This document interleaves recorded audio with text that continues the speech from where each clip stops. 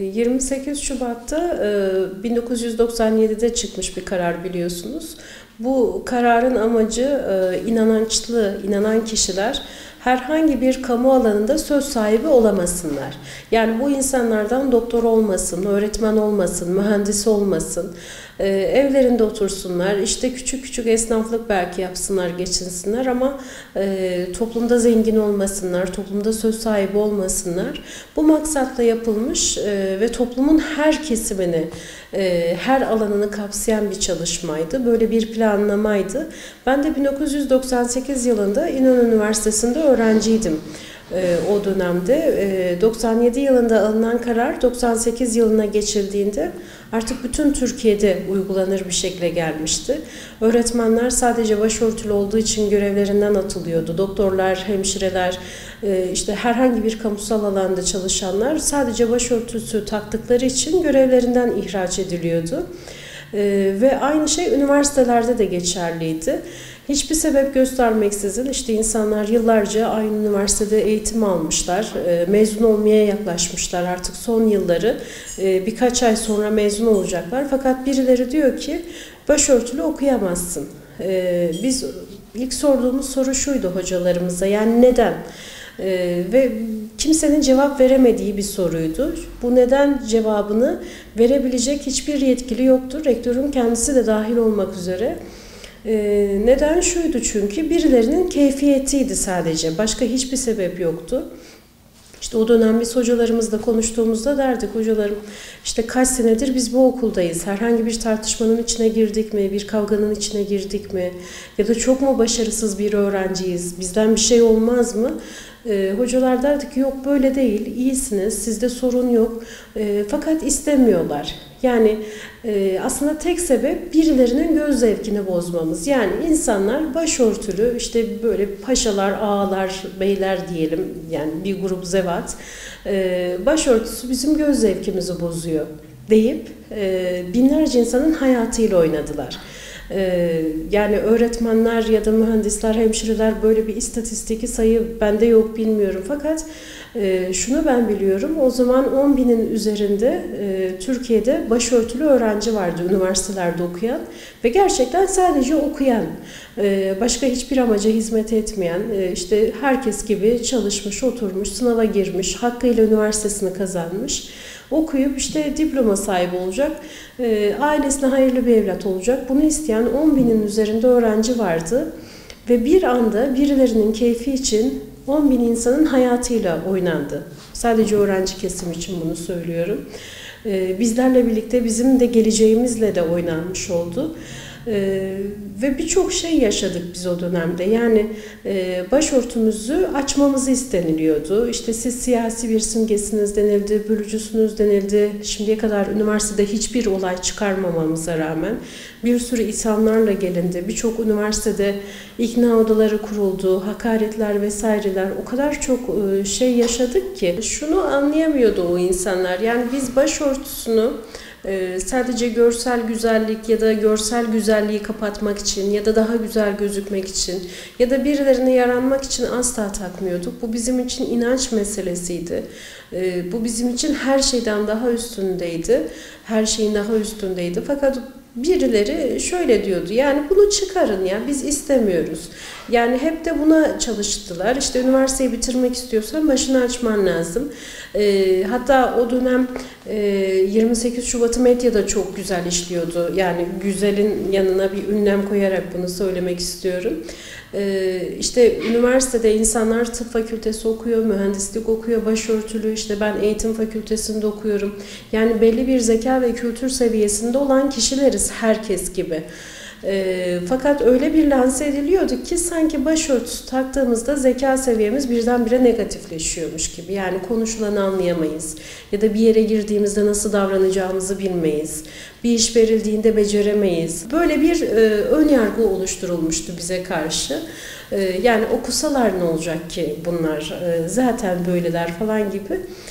İşte çamura tize kalsın misalinden bir sürü haberler, yorumlar, işte köşe yazıları yazılıyordu bunlarla ilgili ve böyle bir imaj karalaması yapılıyordu bize karşı.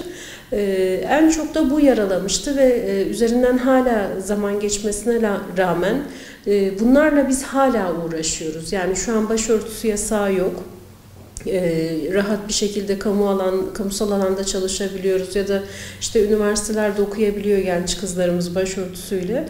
Fakat hala sanki başörtüsü takarsan bir yere geldiğinde o işi güzel bir şekilde yapamazsın. Ya da başörtüsü takanda sanki bir sıkıntıvari tavırlar olabilir gibi bir imaj. İşte onları hala mücadelesi sürüyor aslında. Günümüzde de bunun şeyini çok fazla, dezavantajını çok fazla yaşıyoruz.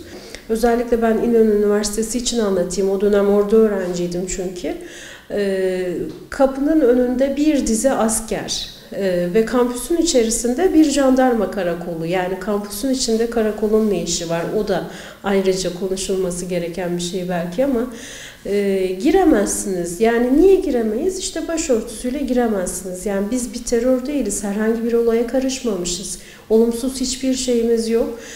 Sicilimiz temiz vesaire. Fakat bunların hiçbir anlamı yok. Sadece başörtüsü takmanız sizi suçlu yapıyor ve bunun için yargılanıyorduk biz. Yani gözaltına alınıp apar topar işte karakollara götürülüyorduk. Nezarette yatıyorduk. Yani böyle bir şey olamaz. Ben şu an o dönemin heyecanıyla o kadar çok iyi anlayamıyorduk. Bir mücadelenin içindeydik fakat işte üzerinden uzun yıllar geçti. Şu an yaşım da biraz ilerledi düşünüyorum da. Yani 19-20 yaşındaki bir genç kıza bunu niye yapar bir insan? Bir insan ne kadar kötü olmalı da bir genç kızı evinden barkından uzakta bir memlekette okuyoruz. Niye siz bizi karakola götürüyordunuz? Niye biz nezaretlerde yatıyorduk? Yani ben 2 gün nezarette yattığımı biliyorum.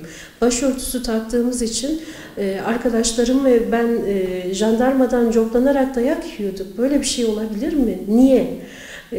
Şu an çok daha beni acıtıyor bu yaşadığımız şeyler. Yani o zaman bile o kadar çok acımıyordu sanki canım ama niye bunu reva gördüler? Niye biz ne yaptık? Öyle bir süreç ki şimdi herkes 28 Şubat çok kötüydü falan ya da birileri çıkıyor ya 28 Şubat diye bir şey yoktu. Binlerce hayat telef oldu.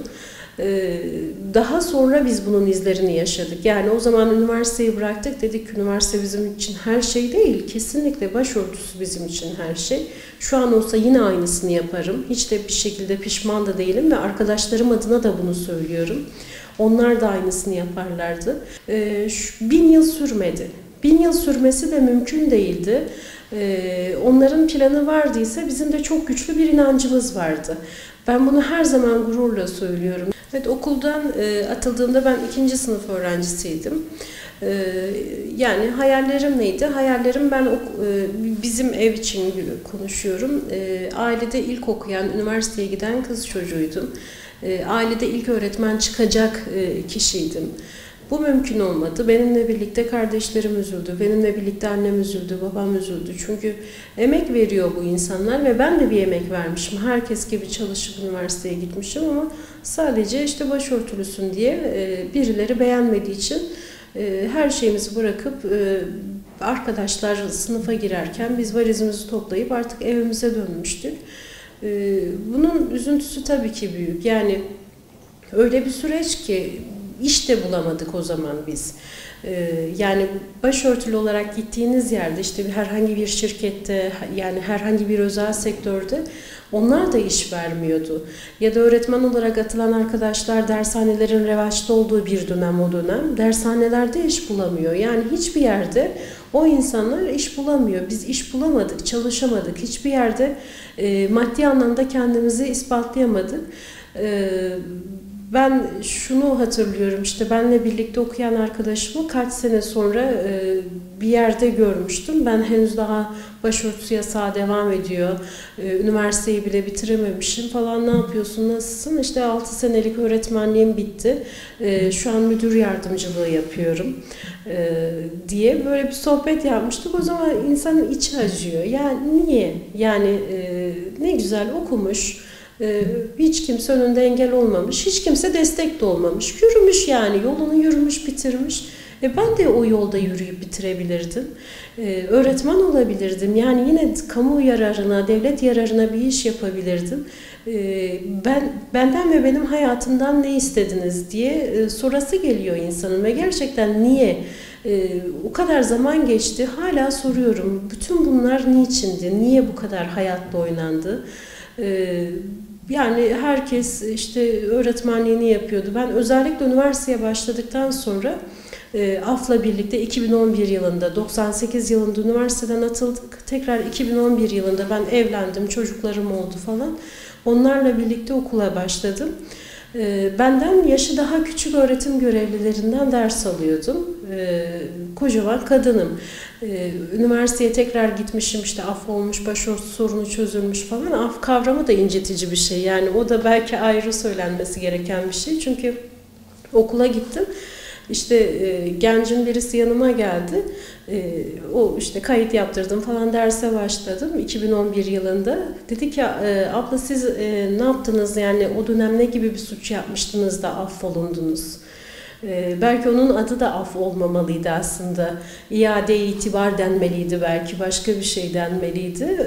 O genç öyle sorunca çok incitici geldi bana. Biz bir şey yapmamıştık ki aftan dönelim ama döndük ve üniversitemizi bitirdik.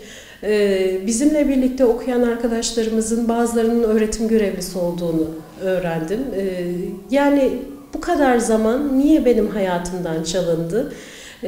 Ve şunu ben hep söylüyorum, benim hayatım öğrencilikle ve okuma isteğiyle geçti. İşte çünkü yarım kalmış bir şey var, elimden alınmış bir şey var. Af çıkar çıkmaz zaten arkadaşlarımızın çoğu başladık. Hemen üniversitelere başladık, eğitim almaya başladık. Ben hatta onun üzerine bir üniversite daha okudum. Şimdi yüksek lisansımı yapıyorum. Yani o kadar dönem aç kalmanın şeyini böyle psikolojik olarak intikamını mı alıyorum bilmiyorum nedir. Fakat şunu söylüyorum, hiçbir zaman ben öğrenci olmadım. Üniversite öğrencisi olamadım. Yani bu hak bizim elimizden alındı. Bir sürü sıkıntı. Buradaki o kaybolan o yılların maddi manevi zararını kim ödeyecek? Bunun özrü dahi yok. Yani o zaman o paşalar, o rektör, oradaki o dönemdeki YÖK Başkanı, o dönemdeki Milli Eğitim Bakanı, o dönemdeki Sağlık Bakanı, bunların isimleri de belli, şanları, şöhret, yani birçoğu da hala hayatta. Bu insanlar çıkıp evet biz yanlış yaptık deyip özür dilemeliler. Yani ben bu manevi hakkımı istiyorum. Ben ahirette zaten alacağım. Buna inanıyorum. Buna inandığım için de başörtüsünü açmadım. Ben her şeyden feragat ettim ama şu an dünyada da bunun karşılığının olması gerekiyor. Hep deniliyor işte AK Parti iadeye itibar verdi. Doğru, AK Parti başörtüsünün şerefine tekrar vermek için çok güçlü adımlar yaptı. Fakat biz bunu tırnağımızla söke söke aldık. İnançlı, o dönem başörtüsünden dolayı bütün hayatını mahvolma pahasına yok sayan kadınlar, genç kızlar olarak biz bu yasağı kendimiz yıktık.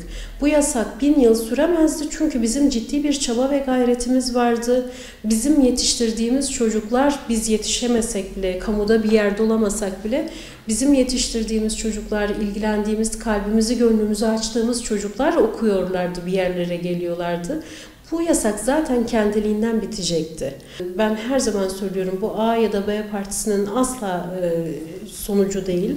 Bu tamamen inanan bizlerin başarısı ve Rabbimin de lütfu, takdiri. Fakat eğer hükümet bir şey yapmak istiyorsa 28 Şubat mağdurları adına kaybolan yıllarımızın maddi manevi tazmininin verilmesi gerekiyor. Yani ben 20 yıllık öğretmen olabilirdim şu an. Birilerinin keyfi için olmadım. Ya da benim öğretmen arkadaşım, biliyorsunuz birçok bu konuda mağdur insan var. 20 yıl maaşını alabilirdi, öğretmenlik yapıyordu o zaman çünkü. 20 yıl sonra tamam mesleğine döndü ama o 20 yıllık maaşı, bunların bir tazmininin olması gerekiyor.